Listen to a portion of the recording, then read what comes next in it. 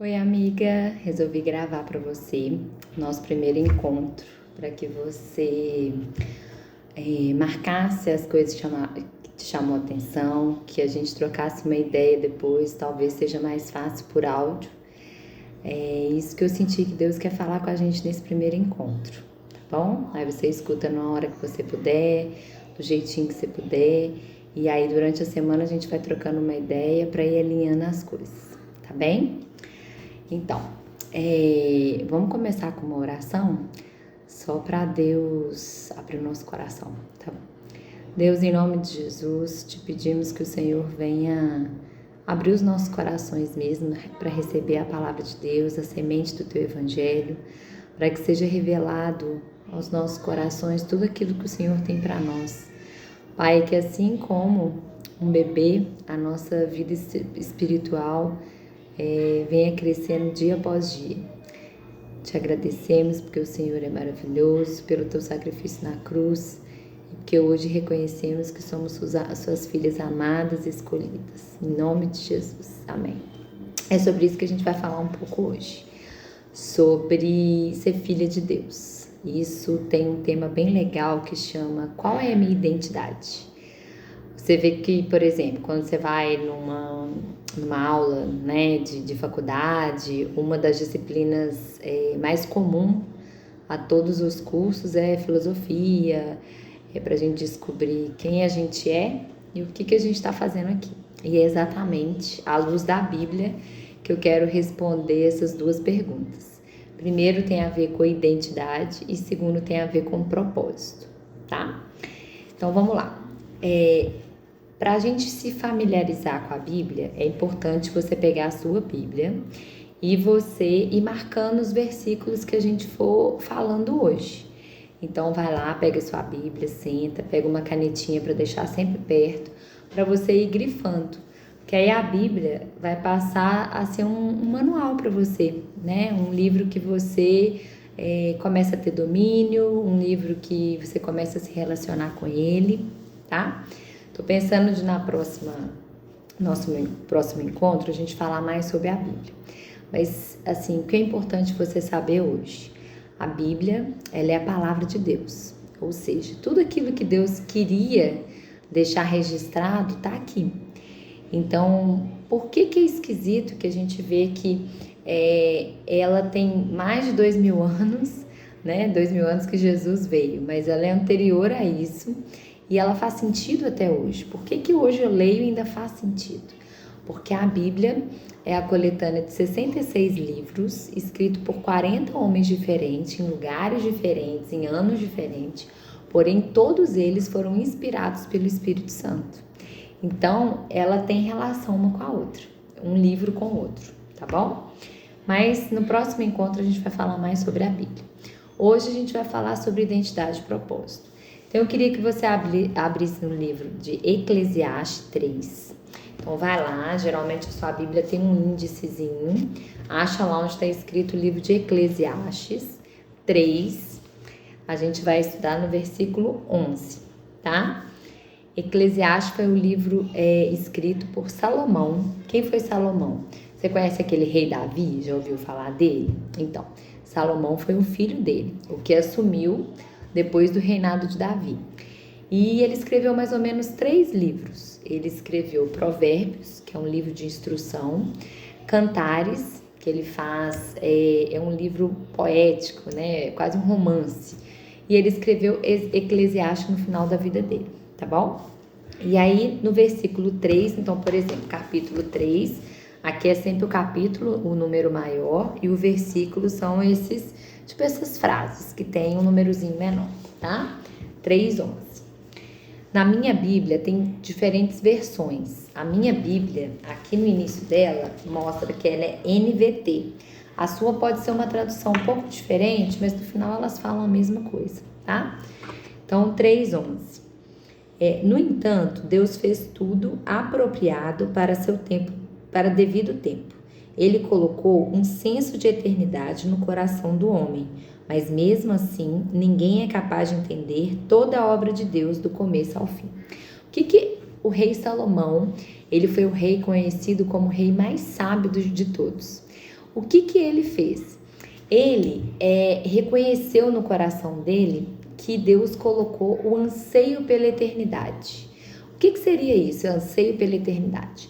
Todo mundo nasce com o ímpeto de ser eterno. Por quê? Porque nós somos espírito, que temos uma alma e habitamos num corpo. Então, todos nós somos seres eternos, somos seres espirituais, tá?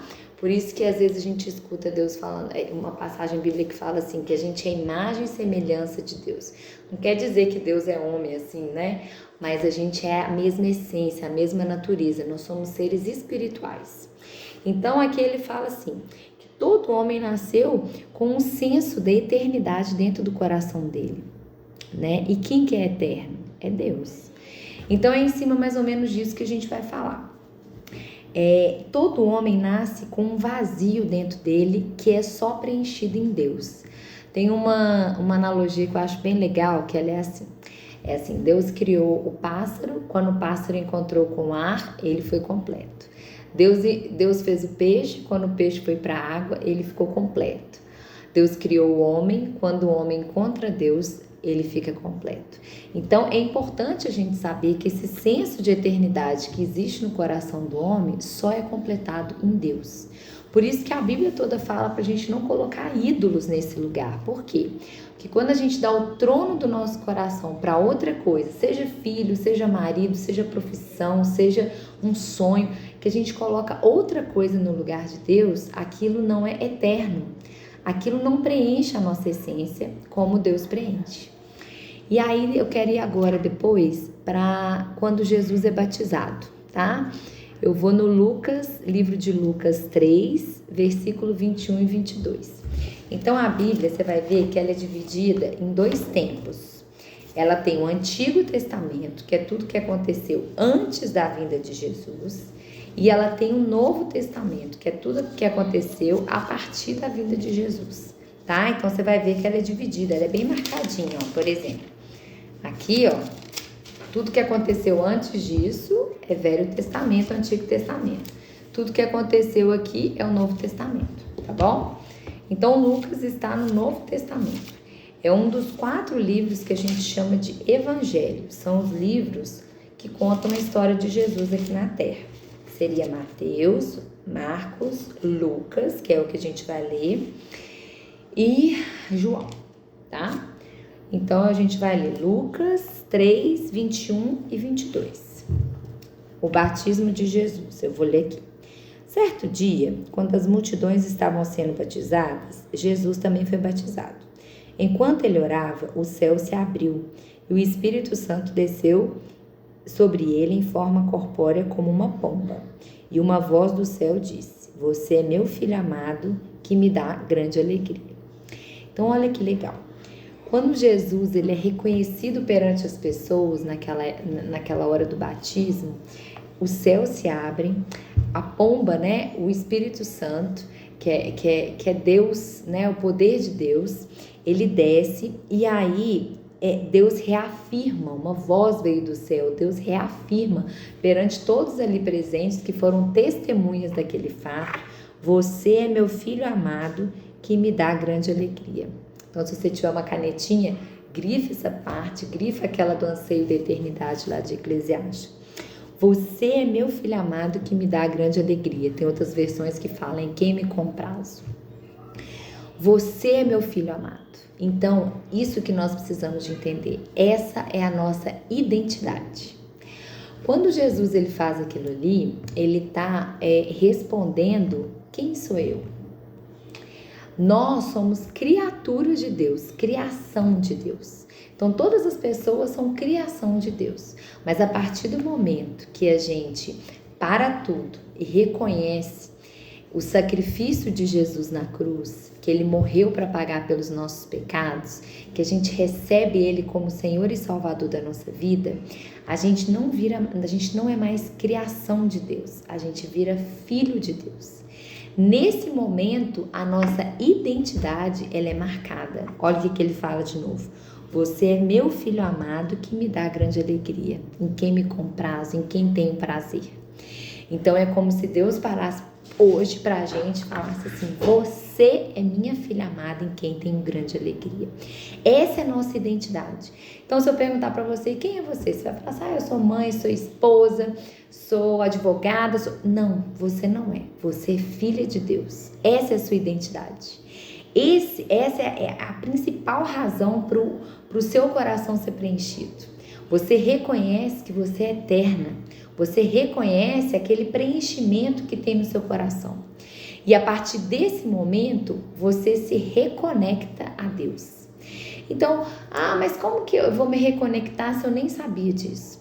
Então, toda vez que a gente tem uma dúvida, a gente volta lá para a criação. Então, quando você vê que Deus criou o homem e a mulher ali no Jardim do Éden, Ele criou a gente para ser eterno.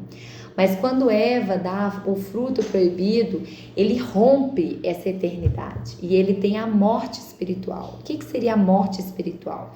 O pecado entra e separa o homem de Deus. Quando Jesus vem aqui, ele faz essa ponte, ele liga novamente o homem, a humanidade a Deus. Então ele reconecta a gente ao Pai. Então o que reconecta? O sangue de Jesus na cruz. É como se fosse a ponte que nos liga de novo ao eterno, tá bom? Então, qual que é a sua identidade? Eu sou filha de Deus, tá bom? E aí, logo depois disso, a gente vem descobrir qual que é a nossa segunda questão. Qual que é a nossa segunda questão? Qual é o nosso propósito de vida, né?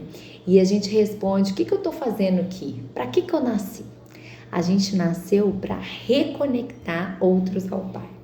Então, por exemplo, quem você é hoje, finge que você é mãe, né? Mãe. Então, o que você vai fazer? Você vai reconectar outros filhos.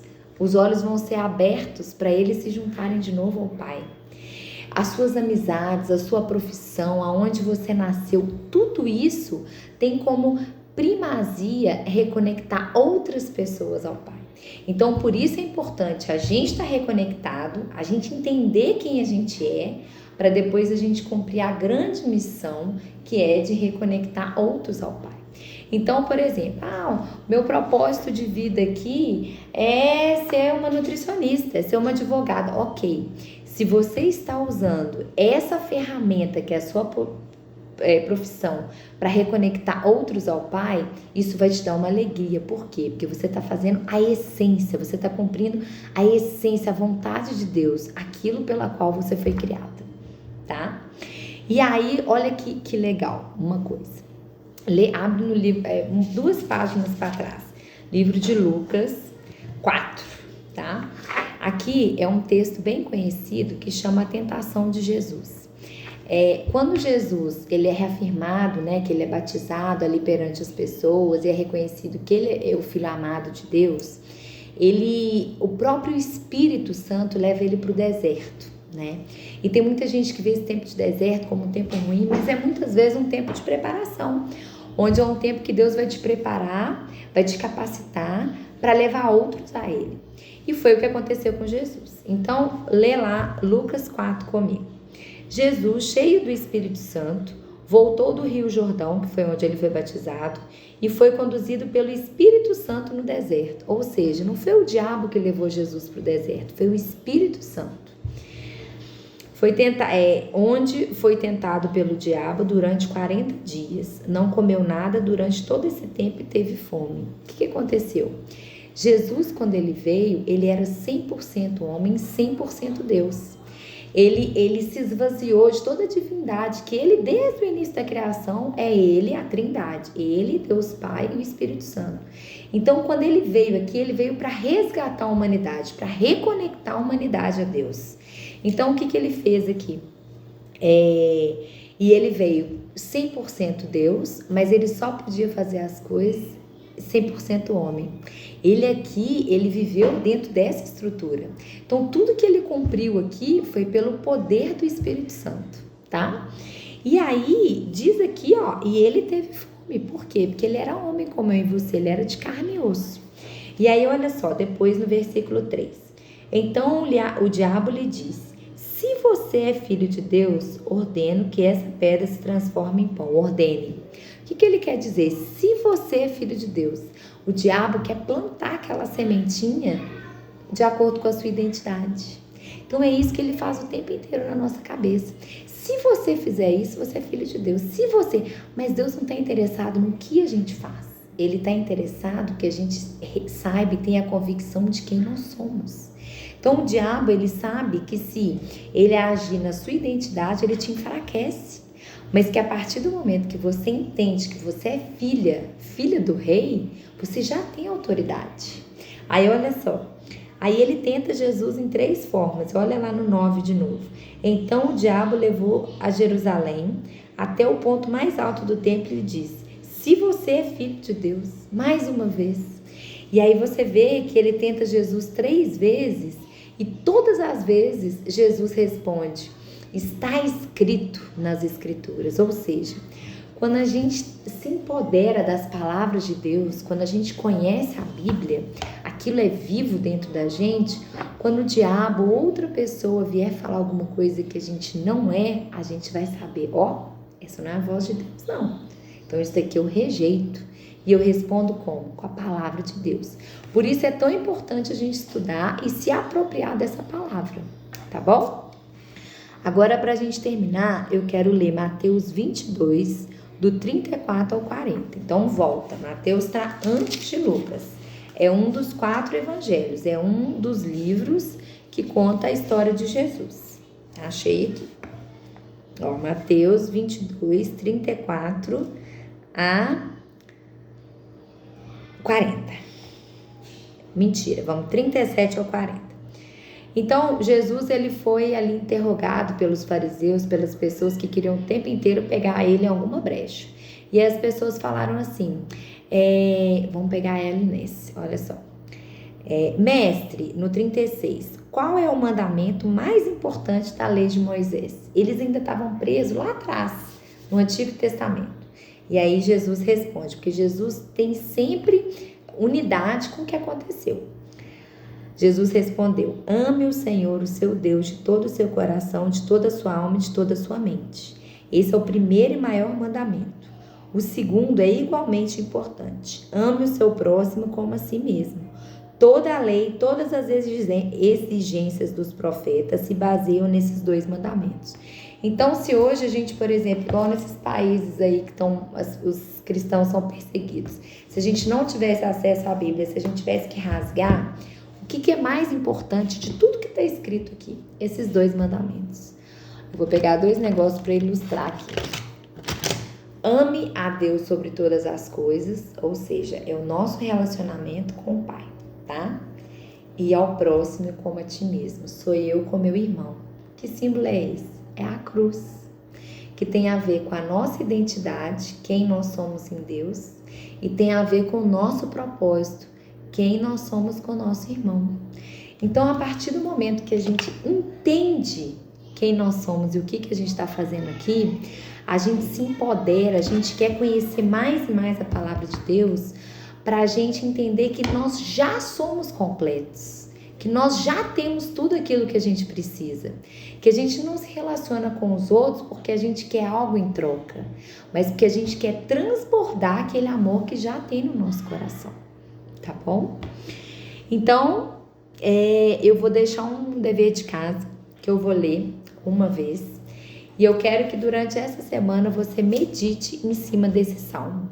Salmo foi um dos livros escritos, foi um livro escrito por Davi. Durante toda a vida de Davi, ele escreveu o Salmo para que são as orações, as angústias, tudo aquilo que ele passou no lugar secreto dele com Deus, ele deixou registrado em Salmo, tá bom? Então vai em Salmos 139. Eu vou ler uma vez, mas eu quero que se você conseguir ler todos os dias, tudo aquilo que a gente deixou marcado hoje, que foi Eclesiastes 3, 21, Lucas 3, 21 a 22, que é onde Jesus foi batizado. Lucas 4, que é Jesus, né, sendo tentado pelo diabo no deserto. Mateus 22, do 34 ao 40, que é os 2 mandamentos, que é a cruz. Isso que a gente aprendeu hoje foi a questão da identidade, quem eu sou em Deus. Eu fui reconectada, eu sou filha de Deus e o meu propósito é reconectar outros a Deus. E por último eu quero deixar essa leitura de Salmo 139. Eu quero que você leia esse salmo todos os dias, tá bom? Vamos lá.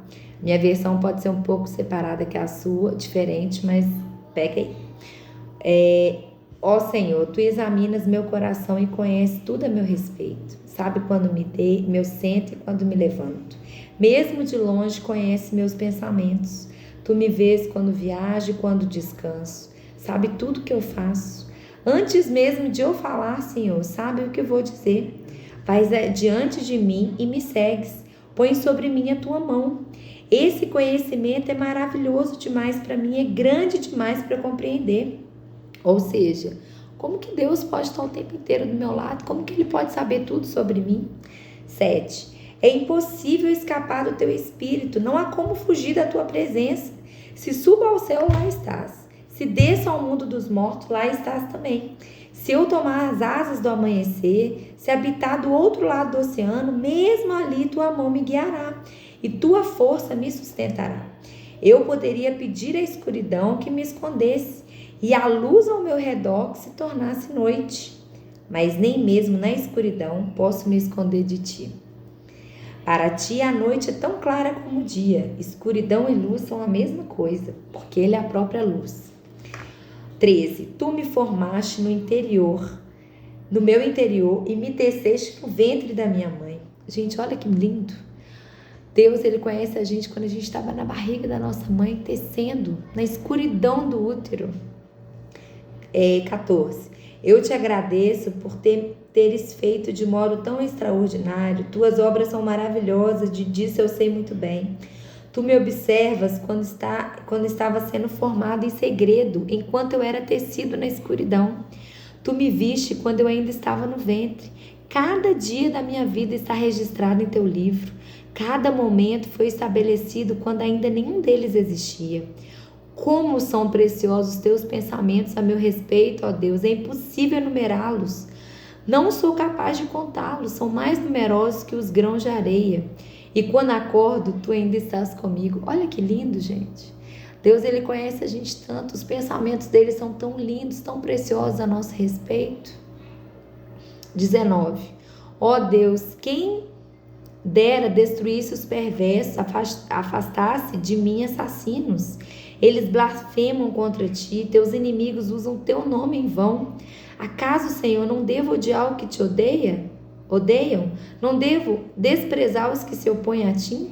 Sim, eu os odeio com todas as minhas forças, pois teus inimigos são meus inimigos. Olha que diferente, ele está falando sobre Deus e tudo que Deus é para a gente.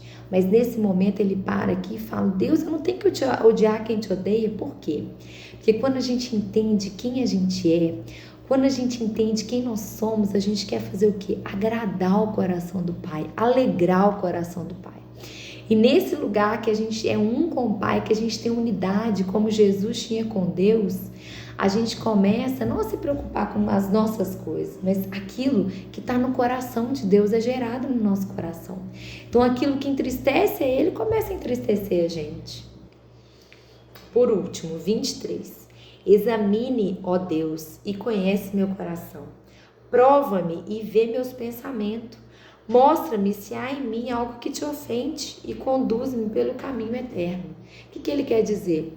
Deus, eu sei que você fez isso tudo por mim, o Senhor está comigo o tempo inteiro, eu sei que eu sou precioso.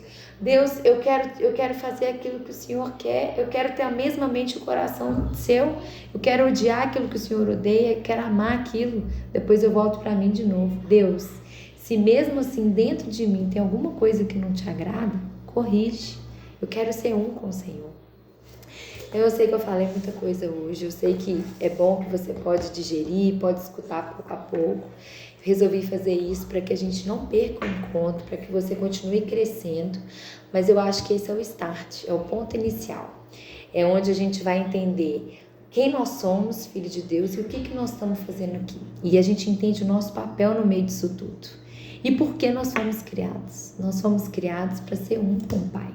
Lá a gente vai encontrar a verdadeira razão da nossa existência, tá bom? Deus, em nome de Jesus, eu peço que essa palavra que foi ministrada aqui hoje, Pai, tão simples, tão tranquila, ela crie raízes profundas nos nossos corações e que nós, de fato, tenhamos a convicção de quem nós somos e o que nós estamos fazendo aqui. Olha, um beijo enorme e escuta de novo, repensa e o que você tiver dúvida, você me escreve e a gente vai conversando por áudio, tá bom? Beijo, amiga.